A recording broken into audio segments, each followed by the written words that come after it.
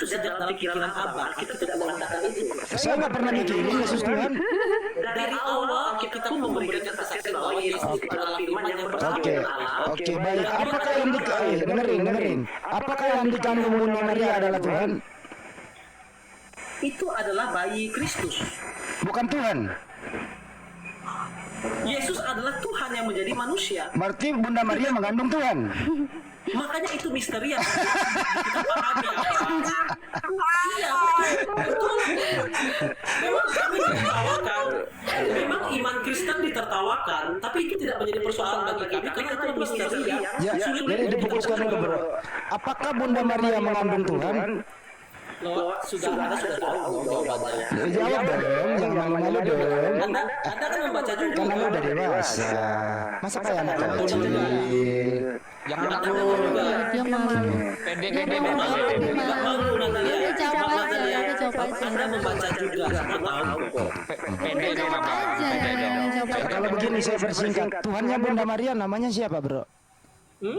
Tuhannya Bunda Maria siapa? Kenapa Anda menanyakan hal itu? Karena saya ingin tahu. Anda, apa yang menjadi urgensi Anda? Begini, kita kan harus berpikir begini. Urgensi Anda mempertanyakan hal itu apa? Saya ingin tahu dari kepala Anda. Iya, urgensinya itu apa? Urgensinya saya ingin tahu. Saya ingin tahu yang keluar dari kepala Anda gitu loh. Enggak, tidak ada pengaruh kepada Anda juga kan?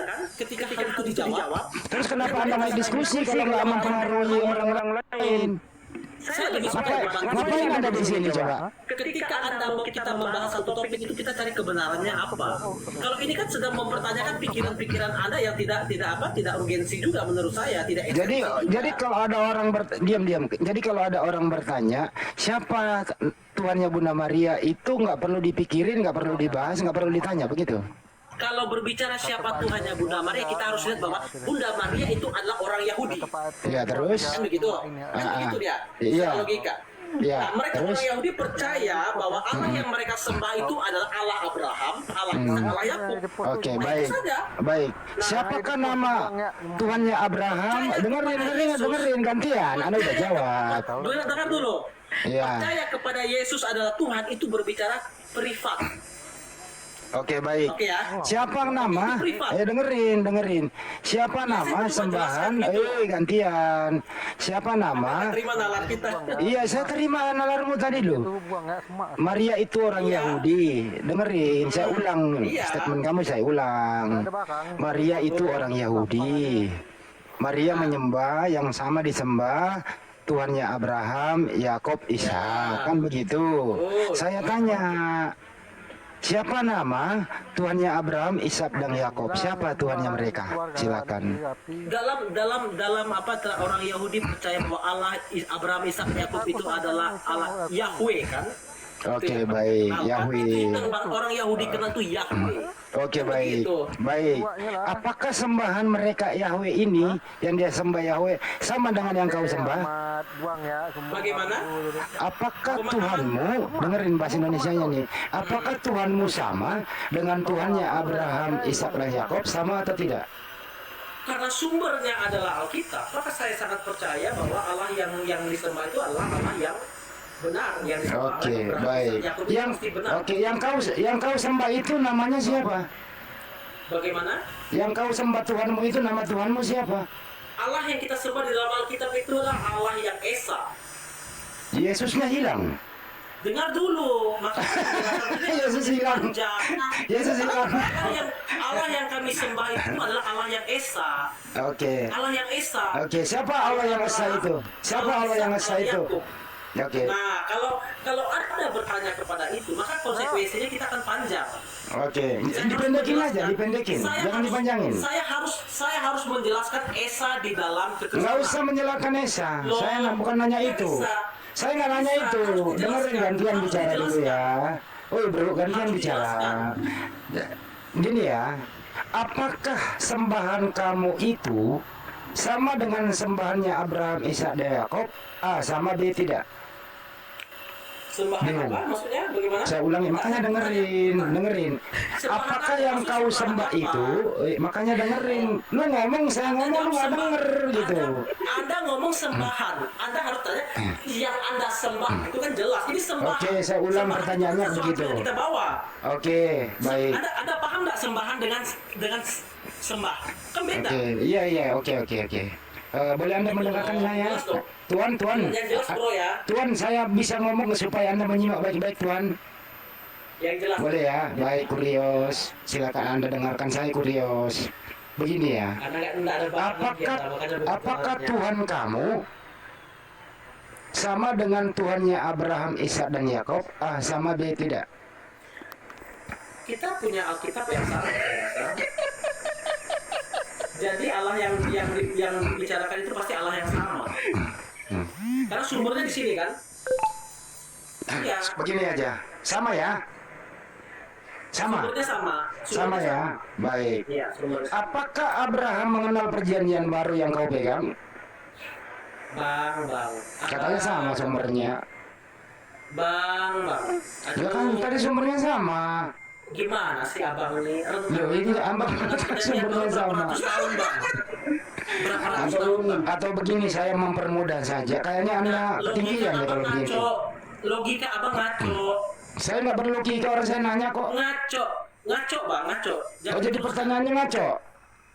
Abang yang ngaco. Oke, saya rubah pertanyaannya biar nggak ngaco. Begini ya, saya sederhanakan. Iya, nggak apa-apa saya ngaco. Saya rubah pertanyaannya. Berapa harga? Dengerin. Berapa harga cabe? Dengerin. Berapa harga cabe? Abang kalau sudah tidak ada bahan, abang boleh cari yang lain. Ya, saya permudah biar kau jawab. Soalnya kalau dipersulit-sulit kau jawabnya. Ini mengindikasikan bahwa abang tuh udah nggak ada bahan lagi. Iya, nggak apa-apa, nggak ada bahan, nggak apa-apa. Iya. Dan tidak memberi edukasi 1.6. Enggak, ini saya ingin mengedukasi ibu-ibu karena harga cabai ini kan naik semua nih. Gantian bicara coy, gantian. Saya dulu ya. Anda boleh diam dulu. Anda boleh diam dulu. Saya bicara dulu, boleh gantian? Yang bisa lebih ada hal yang lebih ini lah, lebih Boleh berkualitas. gantian bicara sebentar? Boleh ya? Hal yang tidak berkualitas. Tuan Kurios. Kurios, boleh Anda diam dulu, Kurios. Tuan, saya gantian dulu bicara ya, Kurios. Untuk mengeluarkan kata-kata yang seperti itu bahan Allah. Ya udah, santai dulu ya. Gantian bicara, boleh nggak gantian bicara? Boleh ya? Saya rasa Bang Dalbo dari berapa Atau jam Anda sini, kayaknya kira-kira udah- ada tak kata-kata saya kayaknya- yang tidak enak Bang Kayaknya Dalbo? pantat Anda udah panas, udah nggak bisa duduk lama ini. Kayaknya udah mau kabur nih. Tanda-tanda nih. Kalau ada kata-kata saya yang jelek, Tanda-tanda. Makanya jangan lu dengerin gua ngomong. Pasti lu kabur. Pasti lu kabur kalau Anda habis lebes. Karena habis lebes ini guru bahasa Indonesia yang baik, gitu ya. Jadi sudah jelas bahwa orang ini bingung menentukan siapa Tuhannya. makanya saya nama Tuannya Maria saya tanya baik-baik nggak bisa jawab. Tuannya Abraham nggak bisa jawab. Apakah Tuhanmu sama dengan Abraham nggak bisa jawab. Tapi yang jelas anak ini mengatakan Tuhannya adalah Yesus, Bunda Maria mengandung Tuhan, Tuhan Maria adalah anaknya sendiri, anak kandung menciptakan ibu kandung. Mantap. Saya paham argumentasi Anda kan? Jadi Bunda Maria itu menuhankan anaknya, jadi anakku adalah Tuhanku. Hore! Jangan menangis kawan. Tisu lagi mahal kawan. yang menangis siapa bro? Untuk menghindari harga tisu naik, siapkan aja karung basah kawan. Kita sudah terbiasa. Ada karung basah di rumah kawan? Makanya kita disuruh untuk cerdas secara emosional juga. Iya bro. Apakah ada karung basah di rumah kawan? Jadi kita tidak hanya sekedar cerdas dalam. Ya udah cukup ya kawannya. Tapi jangan kabur dulu kawan. Jangan kabur. Iya. Diskusinya mantap. Iya silakan yang lain. Soalnya kalau saya ngomong terus kasihan dia nanti menangis. Bombay. Lanjut. Boleh mantap. Ya, Bro Emmanuel, kita berdua dulu ya. Ayo dengan saya Fandi. Kebetulan kan ada Bible di situ Bang Emmanuel. Coba dicekkan saya di 2 Yohanes 1 pasal 7. Itu menarik loh itu tema itu Bang. Anda dapat apa ya? Tahu tidak? Jangan itu Pandi, 1 Korintus 4:10 aja suruh buka. Boleh.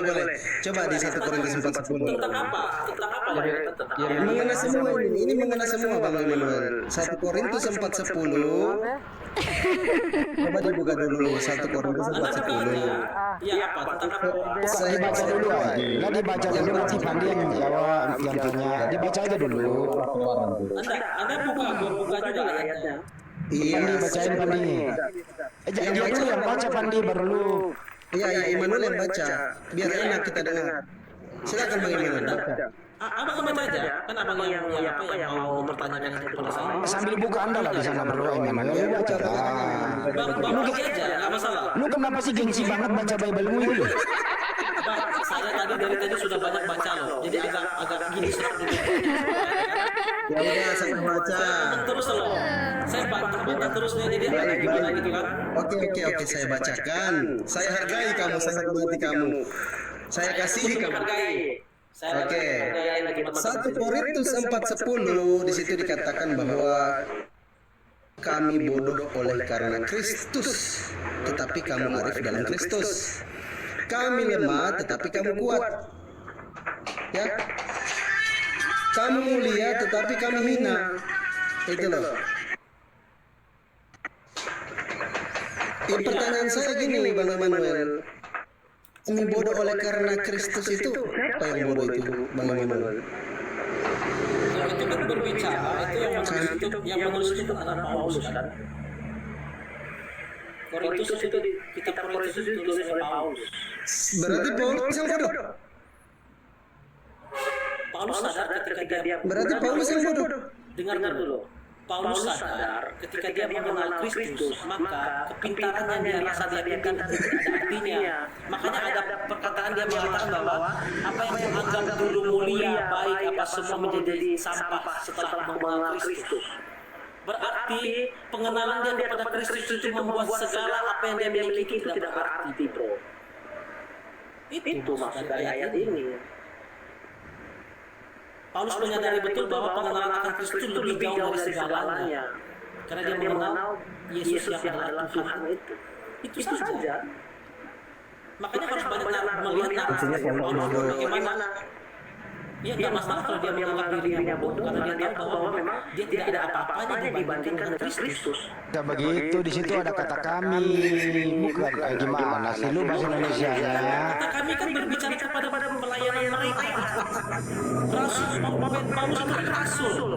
Terus yang meneruskan itu siapa Bang? Berarti yang meneruskan pelayanan Kan Paulus gitu siapa? pertanyaannya yang bodoh karena Kristus siapa? Jawab. Kalau yang menulis siapa? Tanyakan di situ kami bodoh karena Kristus. Yang bodoh karena Kristus siapa? Yang menulis siapa? Ya makanya baca dong, siapa itu? Siapa? Paulus terus menulis surat Korintus itu. Oh berarti Paulus bodoh karena Yesus. Bodoh dalam arti apa yang dia Ya nggak tahu bodoh itu apa sih? Bodoh itu apa sih? Nggak tahu gue itu bodoh apa. Saya sudah jelaskan tadi. Paulus sadar bahwa pengenalan kepada Kristus itu. Paulus sadar bahwa dia bodoh karena Yesus gitu ya? Iya. Oh ya udah selesai. Udah selesai. Iya, apa urgensinya? Apa masalahnya? Yang mau ditanyakan itu tuh apa? Ya udah Bang. Yang bermasalah di sini nggak ada cari masalah kok enggak kok. Bapak baca ini dulu. Bapak baca Yeremia 4:22. Coba. Begini, saya sarankan kepada teman-teman kalau baca kitab, jangan baca hanya satu ayat saja. Belajar untuk melihat konteks secara keseluruhan. Baru kita tahu isi dan pesan dari Oh iya, ini kalau kita tulisan itu. belajar konteks. Oke, sedikit saya Bang ya. Kita pahami bahwa di Yohanes 10 itu apa judul perikopnya Bang? Apanya? Yohanes 10, apakah ya? Saya minta judul perikopnya apa? Betul berbeda di Bible saya. Ternyata judul perikopnya domba yang baik. Hati. Gembala yang baik. Pengembala yang baik, betul? Ya Bang Immanuel. Bagaimana Di sini. ya perikopnya itu gembala yang baik. Ya, pengembala yang baik. Gembala Nah, di sini. gembala yang baik. Iya, betul. Maka berkatalah Yesus kepada mereka, malam ini kamu semua akan tergoncang imanmu. Karena aku, sebab ada tertulis, aku akan membunuh gembala dan kawanan domba itu. Ini aku ini yang membunuh gembala ini siapa? Ayatnya di mana itu Bang? Saya boleh buka. Yohanes berapa? Matius 26:31. Oh, saya kira Matius. Tadi kan di Yohanes 10. Matius. Tadi Yohanes 10. Gembala yang baik. Ya, Matius. Nah, ternyata gembala ini kata Yesus malam ini coba baca sendirilah di Matius 26:31.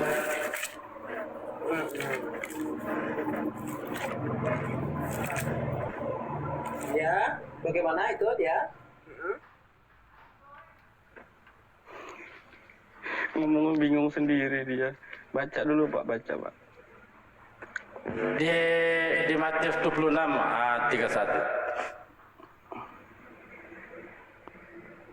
Sebentar saya cari. Maka berkatalah Yesus kepada mereka, malam ini kamu semua akan tergoncang imanmu. Karena aku, sebab ada tertulis, aku akan membunuh gembala dan kawanan domba. Itu akan bercerai-berai. Oke. Ya. Ini berbicara Kan di sini kadang-kala kawan-kawan dari Kristen kan. Ya, silakan. ya. Ini berbicara konteks dari ayat ini berbicara tentang bahwa ketika Yesus itu akan ditangkap dan para murid itu akan tercerai-berai meninggalkan dia. Maka dia mengutip di sana sebab ada tertulis, aku akan membunuh gembala. Ya, maksudnya di situ adalah membunuh gembala itu artinya ditujukan kepada Yesus. Dan Ini aku ini siapa yang mau membunuh gembala? Itu kan Aku akan membunuh gembala dan kawanan domba. Ini aku ini siapa, Pak? Allah. Allah Ini kan mau membunuh Yesus. Ini kan dikutip oleh Yesus, perkataan Allah ini dikutip oleh Yesus kan. Ayat ini berarti pernah ada dan itu dikutip oleh Yesus bahwa aku akan membunuh kawanan domba. Itu ditujukan kepada Yesus yang akan gembala dan kawanan dombanya murid-muridnya. Karena konteksnya di sini adalah ketika Yesus akan ditangkap. Ini aku ini siapa yang mau membunuh gembala ini? Dalam konteks itu aku adalah itu Tuhan kan? Ini membunuh Tuhan. Tuhan ini membunuh Tuhan, udah. Bukan begitu dong, enggak begitu maksudnya. Konteksnya begini Bang ya, begini kan dia begini ya. Maka berkatalah Yesus kepada mereka, malam ini kamu semua akan Bendi, duitnya berapa deh? Oh, Pak Bendi. Yuk, lanjut ya. tulis dinubuatkan dalam tulisan yang mengatakan bahwa aku akan membunuh gembala dan kawanan domba itu akan tercerai-berai. Itu berbicara tentang seluruh nubuatan yang telah dinubuatkan bagi kisah penangkapan Yesus dan bagi murid-muridnya yang akan tercerai-berai. Pertanyaannya Bapak, pertanyaannya aku akan membunuh apa yang membunuh itu siapa? Aku. Kan saya aja ya di perikop Yang dipaksa Bang Dalbo, yang dipaksa udah dijawab. Apapun dia kita udah dijawab udah lah, biar lagi sana. kan sampai Satu lagi saya Bang Dalbo izin. Satu lagi Bang Dalbo saya izin. silakan. Apapun jawaban Anda kami nggak membantai. Coba Matius 27 sampai 31 Bang. Matius 27 sampai 31.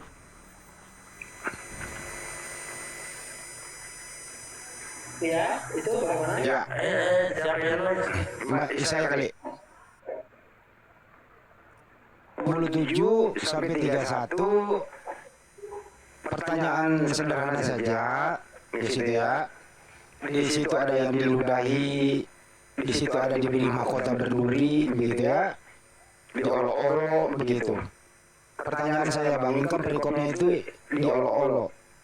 Pertanyaan saya sederhana bang, yang diolok-olok, yang diludahi, yang mau ditangkap itu Tuhan atau manusia bang? Apakah itu Tuhan Anda yang diolok-olok? Silakan. Dalam ayat ini mengatakan bahwa yang ditangkap itu, yang diolok-olok itu jelas tertulis bahwa itu adalah Yesus. Saya baca dulu nggak baru Anda jawab? Dibaca aja dulu bang, kencengin bang suaranya bang. Di sini Apa saya yang bacakan? silakan, boleh. Baca ya. Kemudian serdadu wali negeri membawa Yesus ke gedung pengadilan. Jadi yang dibawa ini Tuhanmu, mau diadili bro ya. Yesus. Oke, Tuhan itu kan Tuhanmu Yesus ah. Udahlah, oke. Jadi boleh dong saya begini. Kemudian serdadu wali membawa Tuhan Immanuel ke pengadilan, betul? Loh, Anda harus bacakan sesuai, jangan tambah-tambahkan gitu loh bro. Nah ini kan Yesus Tuhan Anda. Ya udah saya terusin kalau ada. Jadi kali ini Anda menganggap, jadi data ini Anda enggak mengakui Yesus Tuhan ya? Loh, itu pikiran Anda. Anda selalu mengasumsi pikiran Anda deh. Oke, kalau begitu silakan Anda menilai saja lah. Ya, kemudian serdadu wali negeri. Saya baca dulu. Oke. Saya menilai cara berpikir Anda itu adalah asumsi. Kan membaca bang. Silakan. Oke, saya membaca loh, bukan asumsi loh. Kemudian serdadu wali negeri membawa Yesus ke gedung pengadilan. Ke gedung pengadilan. Lalu memanggil seluruh pasukan berkumpul sekeliling Yesus. Mereka menanggalkan pakaiannya. Sampai sini dulu bang. Pakaian apa saja yang ditanggalkan oleh mereka? Apakah Yesus ditelanjangin atau bagaimana bang? Silakan. Oh ya, tentu kita harus berpikir bahwa pada waktu itu Yesus pakai pakaian dong. Nah, pertanyaannya kalau Kecil bang, ada ini bang. Kalau ditanggalkan pakaiannya, apakah ditelanjang atau tidak? Nah, itu kan kita tidak ada di kejadian pada waktu itu kan. Tapi informasi yang ada di sini bahwa dijelaskan bahwa pakaiannya ditanggalkan. Ya udah, gitu aja kita. Kalau abang ngelangkah ke sana berarti abang asumsi bang. Abang bilang ditelanjang. Ya bang, saya nggak berpendapat. Asumsi abang, nggak masalah. Bagi saya nggak masalah. Saya bertanya, Yesus waktu ditanggalkan pakaiannya itu, apakah termasuk baju dan celananya bang? Kalau setahu saya, menurut orang Yahudi itu kan mereka seperti pakai seperti jubah gitu ya. Kalau kita lihat-lihat lah ya, itu kan. Apakah disisakan apakah disisakan dengerin bang, izin bang. Ya, apakah disisakan sarung, bang. Iya, apakah disisakan sebagaimana foto yang ada di salib itu, disisakan kancutnya dikit? Abang melangkah Tanpa sehelai benang Bang Handi, tanpa sehelai benang. nampak dari konsep berpikir Anda. Dengar bang ya, abang tuh kelihatan dari narasi abang, dari cara abang itu kita sudah tahu. Makanya ya. Bertanya bang, Ada masa nanya. mau bertanya serius, mau itu nggak masalah bagi saya. Cuma saya bertanya bang, ini ya bang ya, gantian bang, gak sabar bang. Kan kita 1.200 orang ya, saya rasa di bawah ini teman-teman pintar semua lah ya, punya narasi cara berpikir yang Oke bang, kita lanjut ya bang. Oke, izin ya bang. Saya itu datanya di berapa tadi? Datanya yang di mana itu datanya? 7:27 sampai 31. Oke. Coba baca yang Yohanes 19 nomor 23. Ya, nanti ke sana Bang Yubin ya. Nanti ke sana ini dulu ya, di sini dulu ya. Tapi saya apresiasi teman-teman ini otak-atik Alkitab saya ya mas. Saya nggak otak-atik bang, saya Jawab aja. Lompat sini tapi nggak masalah. Oke bang. Kita lanjut ya bang. Bang kita lanjut. Bisa saya angkat tangan. Oke bang. Nggak bisa jawab ya saya izin juga. Ya kita lanjut ya bang. Ini kita nggak ada tendensi negatif apapun ya, membaca apa adanya, kemudian mempertanyakan. Saya nggak berpendapat loh. Gitu ya. Mereka menanggalkan pakaiannya. Ya nanti indikasinya terserah orang yang mengartikan apakah seperti yang kita lihat di di salib itu, ada kan fotonya beredar di salib tuh, disisakan pakaian dalam dikit atau kitona. Nah nanti kalau original tes nggak usah lah, abang nanti kejauhan ilmunya kalau kitona apa artinya kan gitu ya. Terus kemudian dan mengenakan jubah ungu kepadanya. Jadi pakaiannya ditanggalkan dulu, baru dikasih jubah ungu, kan begitu. Mereka menganyam sebuah mahkota berduri dan menaruh di atas kepalanya. Boleh abang jelaskan mahkota berduri itu apa, bang? Ya, mahkota yang ada durinya lah, Bang. Mahkota yang pakai duri, nggak mungkin kan mahkota yang pakai rantai kan? Mahkota berduri apa itu? Iya, mahkota berduri, Bang. Apa itu? Nggak mungkin pakai bunga kan? Abang ini ada aja. Mbak Saka Mbak Natali, ini kaitannya dengan yang saya tadi yang berwajah. Iya, enggak. Udah kita lanjut. Udah jangan ke aku. Bang Andi dulu selesai. Saya ingin aja nanti kasih tahu Mbak Natali ya kan? Sudah. Enggak, lanjut sama Bang Andi aja dulu. Ini asik. Kita lanjut ya. Mahkota berduri itu menurut tertulis di sini itu kita lihat bagaimana kawat berduri dibuletin mirip seperti mahkota baru ditaruh di kepalanya Yesus. Itu menurut Anda sangat menyakitkan atau menyamankan Yesus itu waktu itu? Sakit apa nyaman itu Yesus itu? Dikasih mahkota berduri. Kalau orang yang waras itu Pasti menyakitkan. Terima kasih kejujurannya. orang waras pun pasti merasa sakit juga. Sakit ya bang, sakitnya itu di kepala ya, bukan sakitnya itu di sini. Baik. Menaruh di atas kepalanya, lalu memberikan dia sebatang bulu di tangan kanannya. Itu bulu apa itu bang? Sebatang bulu. Ya, Itu apa ya? Kalau di sana kan pernah diterjemahkan dalam bahasa kita ya bulu. Mana tahu kalau di Yahudi sana kan seperti kita. Oke. Baik, kita nggak usah membahas bulu, geli jadinya bang kalau membahas bulu gitu ya. Karena kita semua ini punya bulu loh. Oke. Ya nggak usah kejauhan membahas bulu. Kalau saya boleh tahu poin abang apa? Ya ini mau lanjut bang. Kemudian mereka berlutut di hadapannya dan mengolok-ngolok dia, katanya, salam hai Raja Yahudi. Apa benar Tuhan Anda pernah diolok-olok? Iya, kalau seperti yang ada tertulis begini berarti saya rasa sesuai, Bang. Oke. Menurut Anda, yang mengolok-olok Tuhan itu dosa atau tidak? Bagaimana? Yang mengolok-olok Tuhan Anda itu dosa atau tidak? Tergantung, Bang. Dia motivasinya. Oh tergantung, baik. Jawabannya tergantung, udah selesai. Lanjut, kita lanjut. Mereka meludahinya dan mengambil bulu itu dan memukulkannya ke kepalanya. Menurut Anda, dulu bang. Kepalanya Mbak Natalia. Ya, menurut Anda, pantaskah Tuhan diludahi, bang? Menurut Anda, pantas nggak Tuhan diludahi?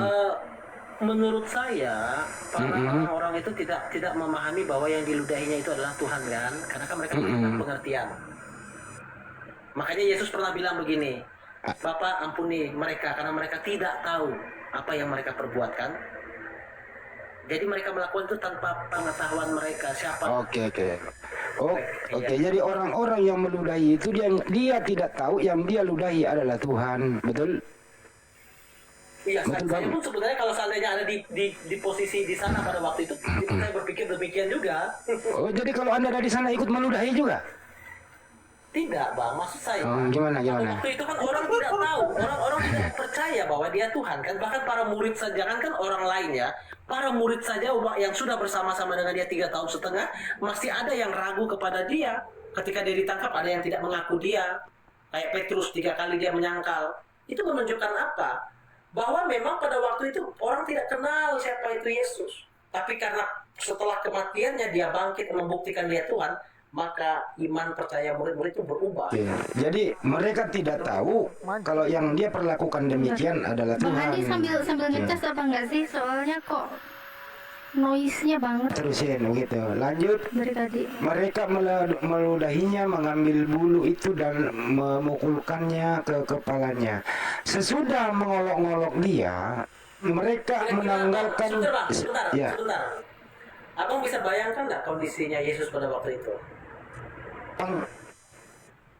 Dikasih mahkota Ngeri, sadis, tidak manusiawi, melanggar HAM. oh ya mantap. Kalau ini terjadi di zaman sekarang bang, ini ya. Kemanusiaan bang. Iya, ini kalau terjadi di zaman sekarang bang, ini kalau kena pasal pembunuhan berencana bang, 410 kalau nggak salah itu. Tapi masih bisa lolos loh, nggak hukuman mati ya. Nggak sambung nggak lolos. Ya terusin ya bang. Oke lanjut. Sesudah mengolok-olok dia, mereka menanggalkan jubah itu daripadanya dan mengenakan pula pakaiannya kepadanya, kemudian mereka membawa dia keluar untuk disalibkan. Iya. Ya bang ya. Pertanyaan sederhana bang dari yang kita baca ini adalah, perlakuan mereka ini menyalibkan dan membunuh Yesus dengan cara sadis begini, ini perintah Tuhan atau perintah tentara Romawi? Silakan bang. Saya di sana tidak menemukan itu adalah perintah Tuhan toh. Itu satu peristiwa kan, peristiwa yang terjadi. Dan itu bukan perintah Tuhan. Suaranya bang. Tidak. Saya tidak melihat bahwa itu adalah perintah Tuhan kan? Apa Baik. itu perintah Tuhan? Enggak. Ya sudah. Soalnya perintah Tuhan itu dilarang membunuh. Apalagi membunuh orang tidak bersalah. Jadi apapun yang mereka lakukan ini adalah melanggar perintah Tuhan. Betul ya bang? Bagaimana? Apapun yang mereka lakukan terhadap, dengerin bang. Melanggar perintah Tuhan bukan hanya membunuh saja. Berzina juga melanggar. Kita nggak membahas perzinahan bang, khusus pembunuhan dulu biar nggak melebar. Kalau berbicara melanggar perintah Tuhan berarti banyak hal itu bukan hanya membunuh saja. Iya bang, mencabut gigi Anda dalam keadaan hidup juga melanggar perintah Tuhan bang. Jadi kita nggak membahas cabut gigi, kita membahas mengenai pembunuhan Yesus. Gitu loh, jadi nggak melebar jadinya gitu ya. Kalau cabut giginya dokter bang melanggar perintah Tuhan enggak?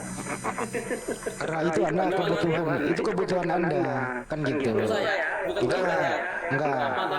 Tapi kalau Anda dalam keadaan sehat begini saya cabut kan melanggar bang, kan sakit juga, nggak boleh kan. Jadi makanya jangan kemana-mana gitu loh bang. Kita lanjut ya. Itu pembunuhan berencana berarti ya? Iya inilah yang dilakukan oleh tentara Romawi sama imam Yahudi, imam kepala Kayapas ini, pembunuhan berencana gitu loh. Makanya abang pernah dengar nggak berita bahwa orang pernah menggugat kembali peristiwa itu di pengadilan? Pernah bang, pernah orang Nigeria kalau nggak salah, kulit hitam itu